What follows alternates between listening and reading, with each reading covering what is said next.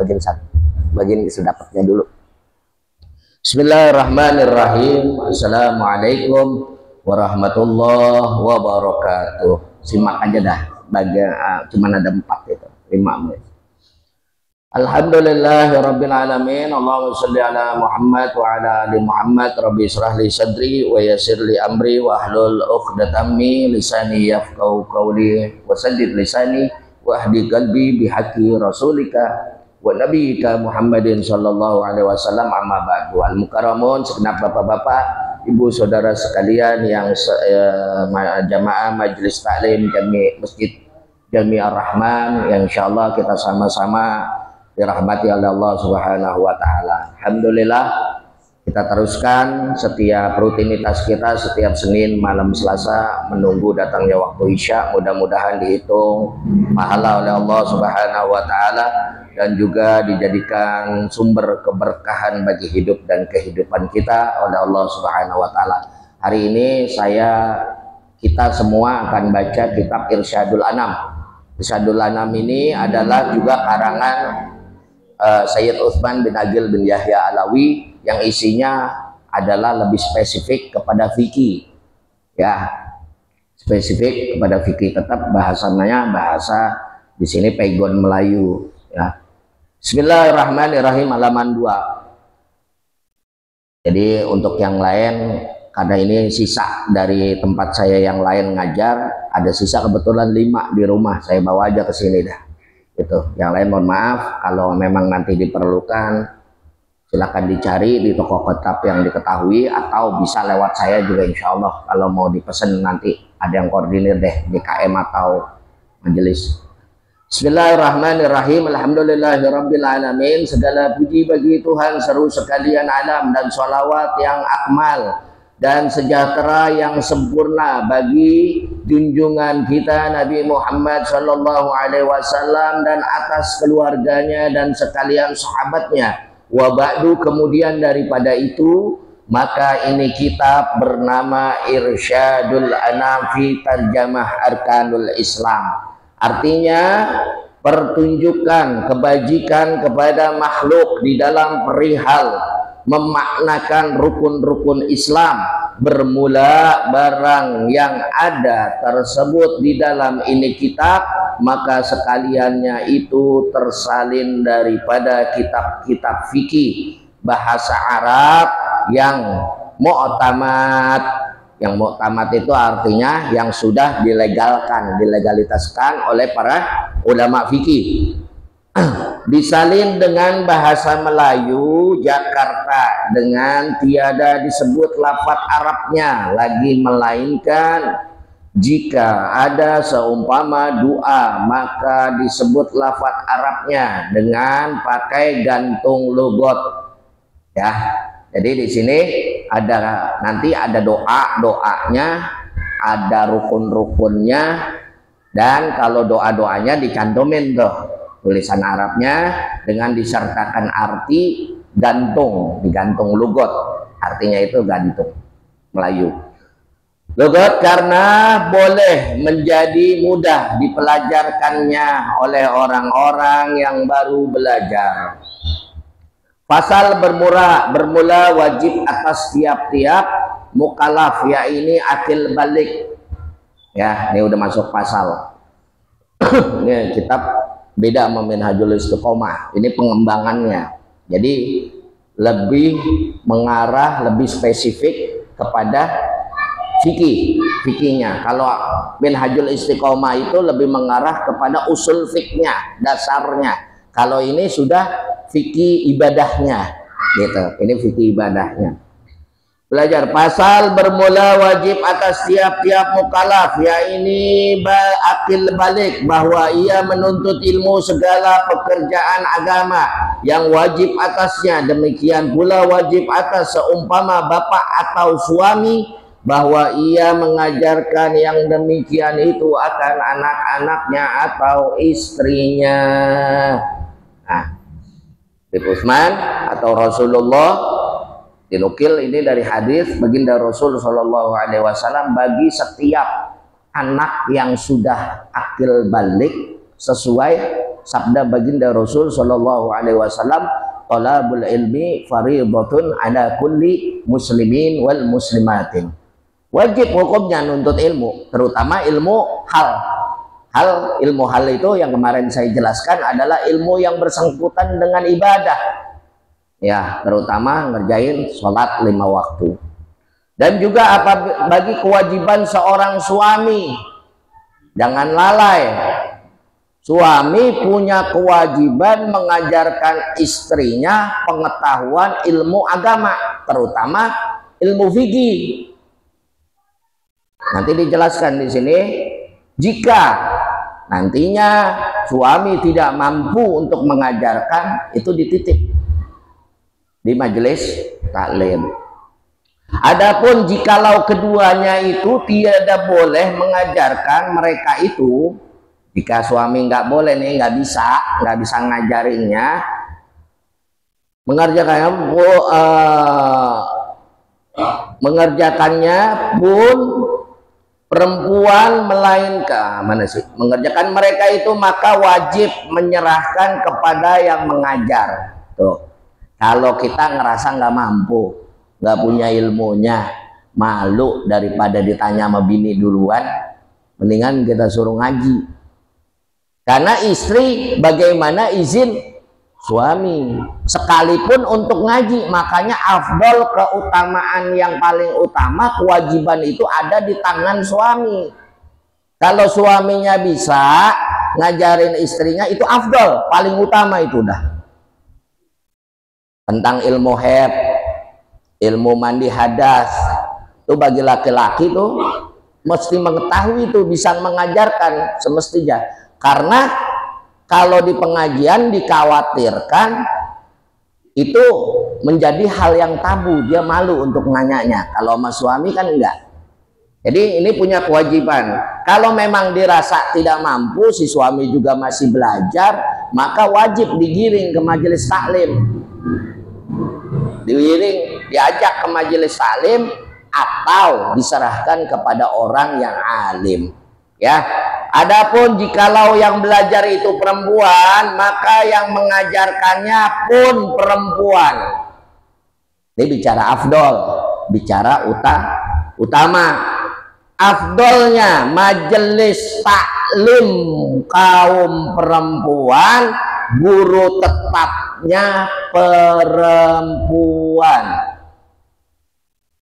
Ya, itu paling afdol sesuai anjuran baginda Rasul Shallallahu Alaihi Wasallam. Melainkan jikalau tiada dapat guru perempuan, maka laki-laki boleh, tetapi syaratnya aman daripada fitnah. Lagi wajib pakai dinding antaranya, pakai hijab. Pakai hijab. Umpama ini yang dimaksud adalah majelis taklim, ketika majelis taklim itu kaum perempuan yang ngajar laki-laki sendiri, nih, gurunya doang, itu wajib ada hijabnya. Bahkan saya punya guru, kalau giliran santri wanita, santri akhwat, itu guru saya adanya di atas sendirian, santrinya di bawah, gitu. Jadi nggak kelihatan santrinya juga, santri juga nggak bisa ngelihat gurunya juga, gitu. Karena dikhawatirkan fitnah. Tapi kalau memang sekiranya itu aman, terhindar dari fitnah di tempat yang umum, tempat yang terbuka, masjid contohnya. Bukan gurunya doang yang orang laki, majelis taklim umum, kajian umum, andaikan kajian umum itu bersifat aman insya Allah dari fitnah, karena lebih dari satu laki-laki, banyak jamaah, pun tidak pakai hijab, hanya pembatas akhwat dan ikhwan, secara terbuka mendapatkan rukhsah, mendapatkan kemakluman. Tidak masalah, tidak apa-apa ya. Yang penting tidak, yaitu tadi umpama pengurus masjid kadang-kadang kan regak kalau ngelihat penceramah melihat yang ngajar, apa namanya, dengerin yang ngajar. Kalau ibu-ibu biasanya agak afdol dia kalau kagak ngelihat mukanya yang ceramah, kan begitu. Nggak afdol kalau ibu-ibu kalau nggak ngelihat yang ngajar, itu harus buka hijab tuh. Ya cuman kalau di masjid, di majelis taklim, di khalayak yang sekiranya aman dari fitnah, itu tidak ada masalah menurut ulama berdasarkan ajaran baginda Rasul Shallallahu Alaihi Wasallam.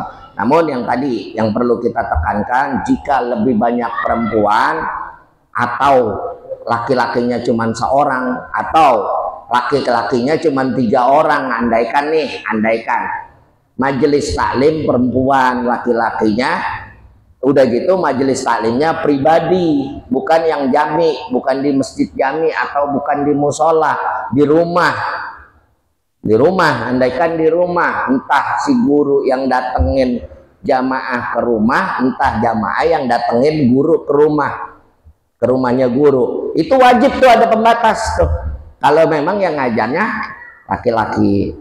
Pasal artinya balik, yaitu cukup umurnya 15 tahun. Ini tanda-tanda akil balik. Kalau kita punya anak yang pertama udah umurnya 15 tahun. Ya. Cukup umurnya 15 tahun.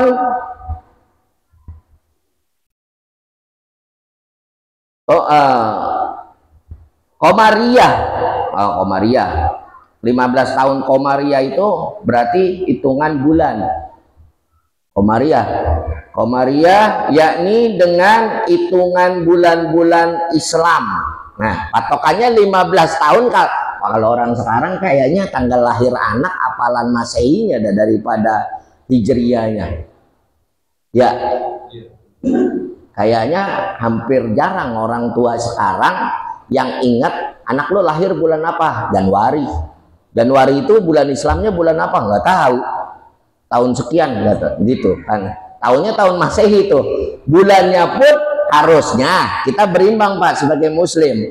Harusnya oke, tahunnya kita ingat secara Masehi minimal. Syukur-syukur sih bulan Islam semua, apa Hijriyah semua hitungannya. Minimal tahunnya Masehi, bulannya itu ingetin secara Hijriyah. Kenapa? Karena dari hikmah, dari berkah yang dihitung itu adalah hitungan bulan kalau kita Islam, gitu, bukan hitungan Masehi. Jadi ini banyak orang-orang sekarang kenapa rumah tangga atau ke anak kurang harmonis atau apa? Kadang-kadang orang tuanya sendiri udah lupa bulan lahir anaknya secara Hijriyah. Gitu. Hal itu kecil itu, masa iya sampai segitunya Ustadz? Ada ngaruhnya. Kenapa? Karena ketika kita mendoakan anak itu, otomatis kita kan secara memenuhi rukun-rukun agama, rukun-rukun Islam. Jadi yang harus kita patokin dari bahan dasarnya Pak. Kalau ngebangun sesuatu aja, kalau bahannya itu kurang atau bahannya menyimpang, itu jadinya nggak bener. Gitu. Kita bikin kopi gitu, bikin kopi sama gula, ketumpahan teh tuh kopi, kecampur teh juga, ada teh juga, kayaknya rasanya juga nggak bener kan, begitu. Jadi itulah afdolnya kita minimal ingat hitungan bulan-bulan Islam sama saja anak laki-laki atau perempuan. Jadi anak laki-laki atau perempuan yang sudah genap usianya 15 tahun secara hitungan Islam itu dinyatakan dalam syariat agama sudah akil balik. Atau demikian pula jika keduanya itu dapat mencapai jima hingga dapat keluar mani dari umur 9 tahun atau lebih. Nih yang perlu digarisin. Tanda yang kedua, jika seorang anak laki-laki atau perempuan sudah mengerti jima. Jima itu bahasa kitab, kalau bahasa umumnya bersetubuh. Ya saya ngomong begini belak-belakan aja ya, emang namanya pelajaran fikih, mau nggak mau kita ngablak gitu. Kita ngomong bukan hal yang konotasinya, jangan konotasinya jadi porno gitu. Fikih memang begini gitu. Itu setelah 9 tahun anak baik laki-laki maupun perempuan jogrogannya udah gede nih. Ternyata dia bisa melakukan jima sempurna. Walaupun baru 9 tahun, 10 tahun tuh kayaknya anak sekarang begitu tuh. 9 tahun, 10 tahun aja udah gede banget. Ternyata keluar dari jimanya itu keluar mani. Jangan tabu nih Pak, ini ngaji fikih. Keluar mani terus sampai dengan hamil, maka itu dinyatakan anak tersebut sudah akil balik. Makanya kalau kita ngelihat jogrokan anak, aku udah diawasin begitu, enggak jadi patokan 15 tahun. Biasanya anak 10 tahun aja zaman sekarang udah dapat head, betul ya? Yang perempuan terutama. Atau lebih demikian pula anak perempuan jika dapat head. Nah ini. Jadi kalau sudah dapat head dan sudah bisa mencapai jima, walaupun usianya kurang dari 15 tahun, itu dikatakan tandanya sudah akil balik. Jika dapat haid dari umur 9 tahun atau lebih adanya. Nah, jadi yang kalau anak perempuan dikhususin tuh ada haid. Kalau anak laki lihat jogrokannya, dia udah bisa sekiranya, wah ini anak beger nih, suaranya udah beda nih. Suaranya udah beda. Kalau di dalam kitab Safina ditambahin tuh, dia mimpi biasanya. Kalau mimpi kan ada anak yang malu ngomong sama orang tua, ada enggak? Cuman kita bisa nandain. Biasanya kalau udah mimpi suaranya beger, suaranya gede. Nah itu udah tanda akil balik walaupun dia belum 15 tahun. Artinya ketika dia melakukan jima itu pasti jadi. Pasti jadi dan bisa mengeluarkan mani itu anak. Gitu kalau sudah beger gitu.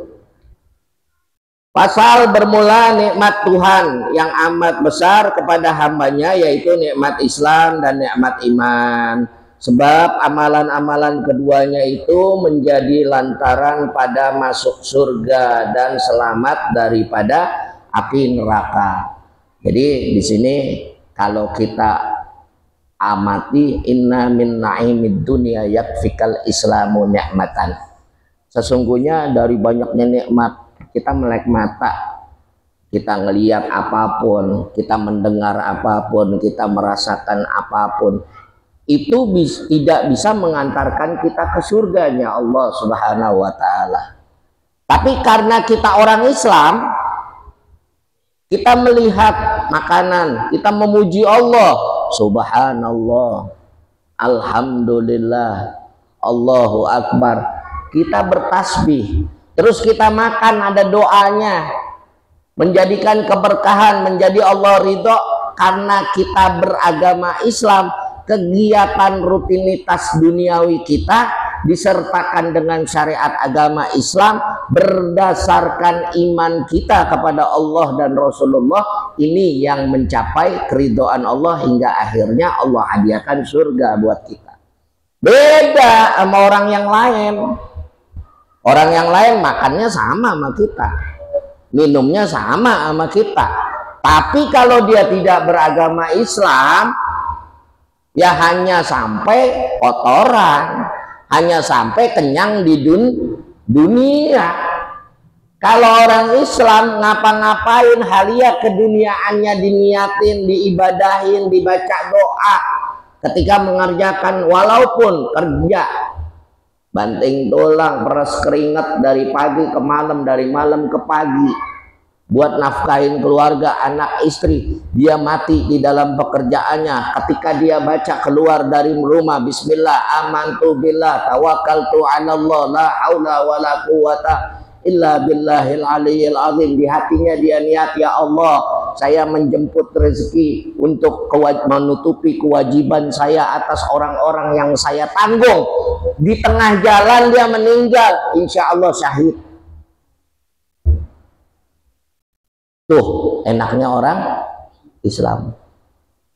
Masuk surga tanpa hisab ketika seorang kepala rumah tangga halia keduniaan saja yang dia lakukan dengan niat yang baik, dengan doa, dengan menjalankan syariat agamanya Allah Subhanahu wa taala. Halia keduniaan. Kita nyari duit kasarannya. Akhirnya Allah jemput tuh di tengah jalan. Gitu. Lewat malaikat Ijrail. Fa insya Allah itu adalah termasuk golongan orang-orang yang mati syahid, karena syahid itu ada mati yang benar-benar berjuang ketika berperang, ada syahid secara perbuatan gitu. Ada syahid yang memang sababiyah peperangan, ada syahid yang sababiyahnya adalah amal kebaikan, amal soleh gitu. Ketika yang tadi salah satunya disebutkan, saya sebutkan, ketika orang nyari duit, seorang kepala rumah tangga, dia ngejalanin syariat agamanya Allah dengan sungguh-sungguh, keluar dari rumah baca doa, niatnya sempurna, apalagi habis duha, apalagi dalam keadaan punya wudhu, meninggal di tengah jalan, fa insya Allah al mujahid fisabilillah gitu. Nah, itu termasuk kenikmatan daripada Islam, berbeda dengan orang-orang yang tidak memeluk agama Islam. Ketika dia makan ya habis begitu aja, ketika dia berbuat baik aja, ketika dia mengamalkan sesuatu untuk fasilitas umum, untuk jalan, tapi agamanya agamanya bukan Islam. Menurut syariat agama Islam, kebaikan hablum minannasnya dia dapatkan, tapi hablum minallahnya tidak. Karena apa? Karena dia termasuk orang-orang yang kufur kepada Allah Subhanahu wa taala secara akidah, meskipun hablum minannasnya dia baik. Kebaikan antar manusianya pasti dapat, walaupun siapapun orang yang mau berderma di masyarakat pasti. Tapi kalau hitungan pahala dari Allah, hitungan keberkahan dari Allah tidak, karena termasuk orang yang melaksanakan kufur nikmat kepada Allah Subhanahu wa taala menurut syariat agama kita. Ya. Pasal bermula artinya iman, yaitu percaya pada 6 rukun-rukunnya, percaya pada Allah Ta'ala dengan segala i'tiqad yang wajib baginya dan yang mustahil dan yang harus, sebagaimana telah dinyatakan sekalian itu di dalam kitab Sifat 20. Nah, ini perkara iman. Iman itu artinya percaya. Percayanya yang bagaimana? Ikrar bil lisan, tasdik bil qalbi, wa amal bil arkan. Itu syarat sempurnanya rukun iman. Bukan iman cuman bukan dikatakan doang, bukan tertera di KTP doang, bukan tertera di kartu keluarga doang. Mengatakan beriman kepada Allah, hati kita usahakan mentasdikan, membenarkan keimanan kita kepada Allah. Bagaimana caranya? Mengenal sifat yang wajib bagi Allah, mengenal sifat yang harus atau yang jais bagi Allah, mengenal sifat yang mustahil bagi Allah, mengenal nama-nama Allah, menyerapinya di dalam hati kita, melaksanakannya dalam amal perbuatan kita. Baik itu hablum minallah maupun hablum minannas, itu namanya sempurna sebuah keimanan. Nah, itu rukunnya, rukun dalam menjalankan keimanan kepada Allah Subhanahu wa taala. Kalau rukun Islam adalah bagian daripada rukun agama. Rukun agama itu ada 3, Pak. Kalau rukun Islam ada berapa? 5. Rukun iman 6. Kalau rukun agama 3. Maka tidak sah orang beragama yang ngaku Islam, yang ngaku beriman kepada Allah, tidak memenuhi 3 rukun ini. Ini kalau pelajaran hakikat. Kalau pelajaran syariat yang sesungguh-sungguhnya, ketika kita beragama Islam, harus ada syarat untuk melengkapi atau menyempurnakan dalam rukun kita beragama. Yang pertama adalah Islam, yang kedua adalah iman, yang ketiga ihsan. Itu rukun beragama. Makanya banyak orang beragama Islam beriman kepada Allah ngakunya, karena dia ihsannya nggak ada, nggak pernah belajar, nggak pernah menuntut, akhirnya Islamnya Islam KTP, imannya cuman pemanis bibir, hasut, dengki, fitnah, iri, sombong masih ada. Kenapa? Ihsannya nggak pernah dituntut. Kenapa demikian? Nggak mau ngaji, merasa sudah benar. Akhirnya karena apa? Wujud kidam baqo mukhalafatul hawadisi, terus dari Allahur Rahman Warahmanur Rahim, tapi hanya pemanis bibir, nggak ditasdikin di hati, nggak nimbulin ihsan itu, maka tidak sempurna rukun beragamanya sekalipun KTP-nya Islam. Makanya orang perlu dekat masjid, perlu dekat majelis taklim seperti itu untuk menumbuhkan ihsan tadi. Ihsan bagaimana? Rasulullah pernah ditanya oleh malaikat Jibril. Ketika ditanya tentang rukun Islam, apa itu Islam? Rasulullah menjawab, buniyal Islam ala khamsatun. Rukun Islam itu ada didirikan di atas bangunan yang 5. Yang pertama syahadat, sholat, puasa, zakat, pergi haji jika mampu. Rasulullah bisa menjawab. Lalu ditanya sama malaikat Jibril, apa itu iman ya Muhammad?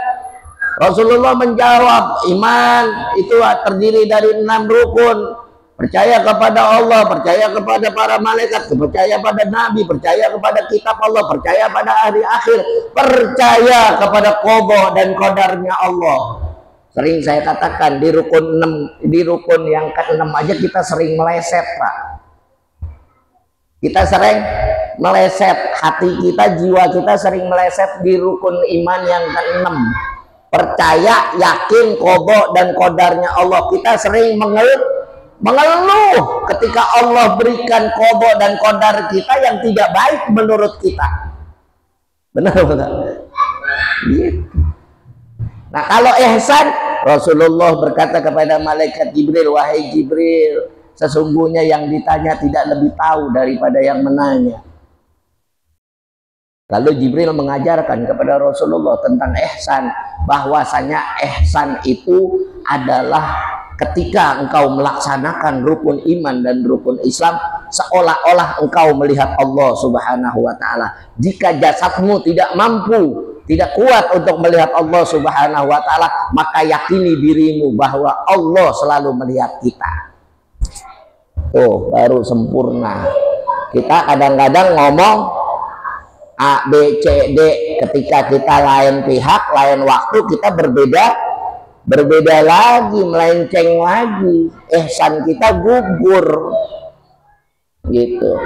Yang tadi karena apa? Karena jauh daripada majelis taklim, karena jauh daripada masjid, karena jauh daripada siar-siar agamanya Allah, karena benci aja sama kebaikan, benci hati, akhirnya hati berkarat, sholat tunggang-tunggi kalau kata orang Jakarta.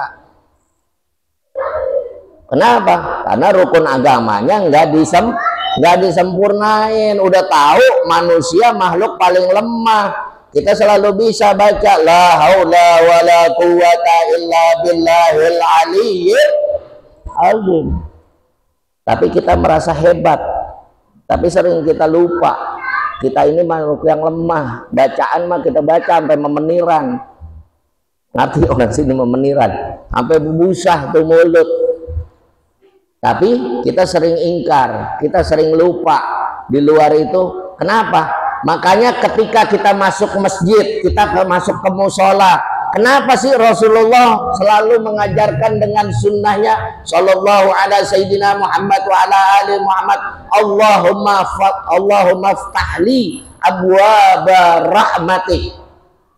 Pakai kanan masuk. Ya Allah, bukakanlah pintu rahmat bagiku. Setelah kita sholawat tuh, masuk masjid dah, keluar dari masjid, Allahumma ftahli abwaaba maghfirah. Ya Allah, bukakanlah pintu ampunan buatku. Sepele Pak. Sebetulnya Allah ngasih kita kemudahan, banyak kemudahan yang di Allah berikan dari hal-hal yang kecil kalau kitanya mau. Cuman karena kita selalu kalah dengan nafsu, pada akhirnya kita tergelincir akan kebaikan-kebaikan yang Allah berikan kepada kita. Wallahu a'lam bishawab. Ada yang mau nanya?